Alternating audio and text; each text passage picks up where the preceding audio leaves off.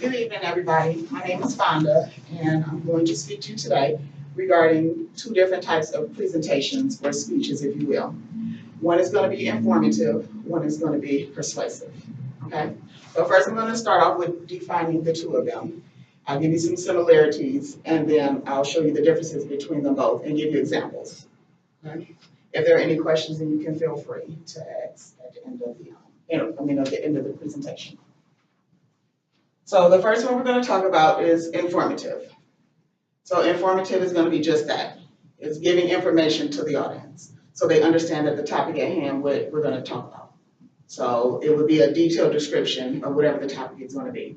It would usually be something that's new to the audience, whether it would be a new program system, whether it be new literature, a new phone system, whatever it may be that would be informative to educate the audience on whatever specific topic. The second one is going to be persuasive.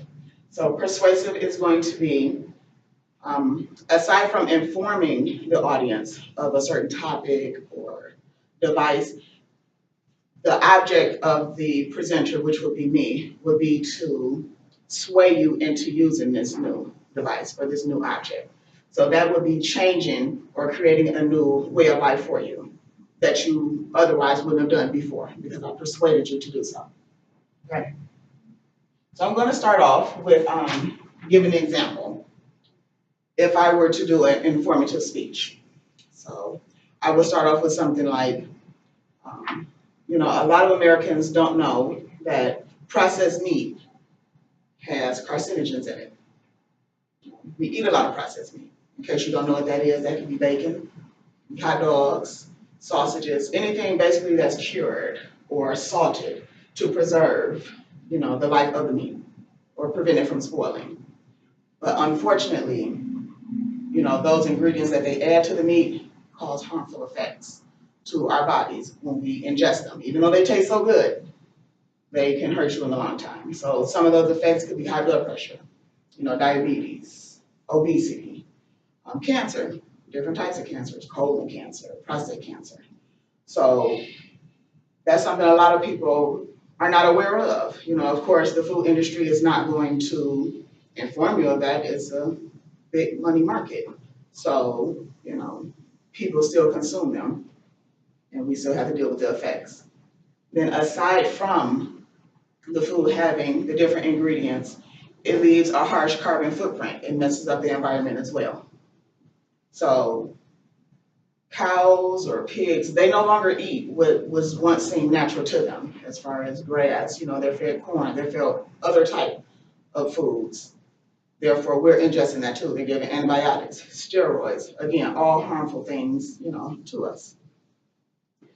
And also, the World Organization deemed America as one of the fattest or most obese countries that there are. Because we are like one of the leading countries or only countries that consume so much meat, aside from meat, so much processed meat. We want everything instant, we want everything fast, so we go to fast food. We want foods that are packaged already to be able to consume right then and there. So with that being said, that's, leading to childhood obesity and a lot of chronic conditions that are ailing, our communities and so forth. The largest hit communities are going to be the indigent, which is going to be the poor, and then it's going to be African American and Hispanics. In our areas, we tend to eat a lot more of the processed meat, whether it's by choice or it's by affordability. If you have 3, 4 children and you need to feed your children, you have to feed them what you can afford. Therefore, a lot of times people steer away from, fruits and vegetables, and they'll consume some meat or, processed foods, put it that way. So I just wanted to pass out some little pamphlets, just so you guys can see, some articles.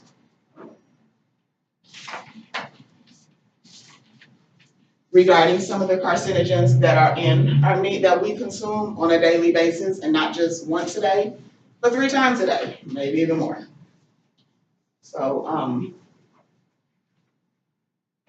some scientists have even noted our precious bacon as to being as equivalent to a cigarette.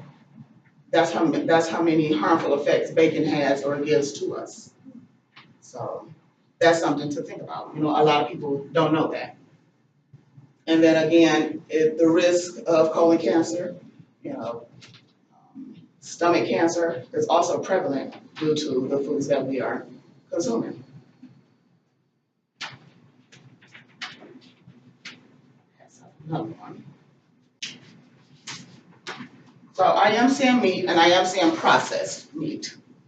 But a lot of people don't fully understand that even though, okay, they may eat a reduced meat diet, but animal products as a whole are becoming, you know, very harmful to us unless you can actually afford to, you know, eat farm-raised cow or so forth. But dairy, which is going to be your eggs and milk, have actually been noted to be more harmful than actual meat because of casings and so forth that are inside of it. And we consume that, again, day after day, multiple times a day, and our body doesn't properly break it down. Okay. So if I was to, you know, I would consider this part to be an informative speech or informative presentation. You know, a lot of people don't know, or I'm informing you of some of the harmful effects that, you know, can be caused or people get from consuming a lot of meat or processed foods. I'll put it that way. Okay. So if I was to go on the other side and to do more of a persuasive presentation or persuasive speech, then I would not only give you some of the information as far as the harmful effects, because I would definitely want to do that to persuade you to my side of the fence or whatever I want to you guys to do or to change about yourselves. So with that being said, I would say that we, or Americans, need to switch to a more plant-based diet. Okay? So why would we do plant-based? Well, plant-based, you're gonna lack protein, you're gonna lack vitamins, you're gonna lack minerals. But what a lot of people don't know is that, you know, protein comes from plants. Cows ate plants, you know? So that is a myth, and that's something that, you know what I'm saying, we have been trained to think that if you eat the fruits and vegetables daily that you won't be able to consume enough protein, or you won't get enough minerals, or you won't get enough vitamins, or whatever that you know, that you feel that you would need or to sustain yourself, and that's untrue. Secondly, a plant-based diet helps to prevent the impact, you know, our impact that that is so high when you consume meat. You know, vegetables, they break down. How many times have you had a piece of meat sit on the table or sit in your refrigerator or in the garbage, you open up the dumpster and it is so rank, so foul, and it's, what is it? You know, versus a vegetable, a plant, a nut, a berry, it breaks down. It goes back into the soil, it goes back into the earth. So just think of how that meat smells, what insects are coming out of it, what color does it change versus, you know, plants, and that being inside your stomach every single day, multiple times a day. Eating fruits and vegetables, you digest them. Your body can break that down. You can eat that and literally, you know, it breaks down into your, you know, into waste like almost instantly, 15, 20, 30 minutes. You eat meat, especially if you eat red meat, that can stay in your body for 7 to 10 days. 7 to 10 days, if you just think about it, that's a long time to have. You don't even eat a leftover that's in your refrigerator that's been sitting there for 7 to 10 days, right? But that, again, still that stays in your system. You know, you're usually not constipated when you eat fruits and vegetables, you're very regular. And then again, it helps and it prevents a lot of cancers, you know, that are so prevalent in meat eaters. Not to say that if you just eat fruits and vegetables, you won't get cancer, of course. You know, there are other environmental things, other things that can cause cancer. But studies show that increased vegetables, increased fruits, nuts, and berries, they are antioxidants and they're better for your body. They're better for the environment. It's less waste. You know, when you eat a lot of packaged foods, you got boxes, plastic, you know, that you have to constantly throw away just to eat that burger or to eat a hot pocket or something like that. Then that has to go into a landfill. That has to be, you know, shipped down or reprocessed or in the water or in the lakes that we hear so much.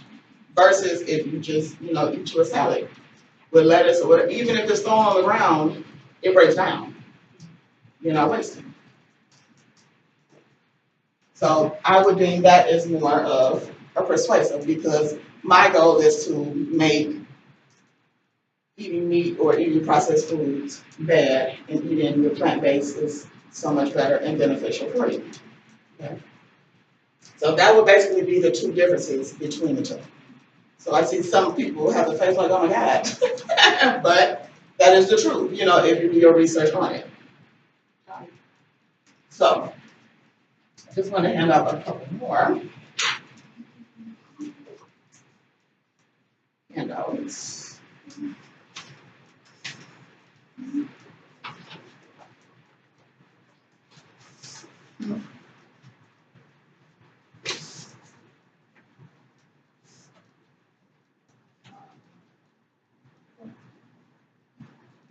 Now, maybe about, so August 8th, 2017, I saw a documentary called What the Hell? And although docuseries or documentaries are in so many words persuasive, they're also informative, right? When you see a docuseries or you see a documentary, you already have made a decision on which way you're gonna go or whose side of the story you believe, right? Okay, so it's one and the same. So I saw What the Hell? Okay. That day moving forward, I no longer ate meat. However, I do still eat fish and I do still eat dairy, so that is something that, you know, I need to work on. Cheese is my weakness. But that changed me. It's not more so the meat, it was more so the processing of the meat, how it was handled. And, you know, from the beginning stages all the way to our plates. And looking at it was just like disgusting, like horrendous, like unbelievable. And this is what we eat every day. This is what our government would feed us. Knowing what they know about the food, they still serve it to us, they still feed it to us, and they actually make commercials and things to make it seem as though it's okay. You know, there's a lot of foods that contain different, you know, arsenics and different things in it. But as long as it's just a small amount in there, then it's okay for us to consume. But it's no way that knowing you would want to eat arsenic. You don't feed that to like rats and mice. Why would I want to eat that? But it is because, you know, it adds to flavor. You know, it adds to seasoning and it enhances the food, it preserves the food, and it tastes great, right? We all ate fast food. Growing up, a lot of us, we ate what? McDonald's, Wendy's, Burger King, and it was a jam, right? Now, I don't know if any of you seen like these studies or examples, but they had a French fry or a hamburger in the back seat. Okay, and you let it sit back there month after month, not day after day, month after month after month after month after month. And you go to clean your car out, you go to vacuum. Fries are on the back floor. Those fries are exactly the same color that they were the day you bought them 6 months ago. But when you cut a potato and you don't put that in water instantly, what happens to it? Exactly, it turns brown. Okay, so you leave that potato on the table after you peeled it, even if it's in the water, what happens? It automatically breaks down, right? It molds and so forth.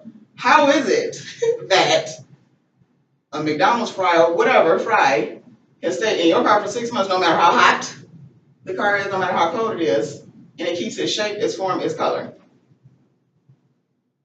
That's something like people should think about, right? So seeing that documentary just, it changed, I guess, my thought process on a lot of things. You know, I've seen a lot of animals getting abused. You know, meat companies that don't want to lose money. There's tumors on the meat, we'll just cut it off and use the rest. Package it. Okay? You know, but you would think they knew that cow was sick when the cow was alive, But instead of wasting money, they're gonna preserve and take whatever they can off of that cow.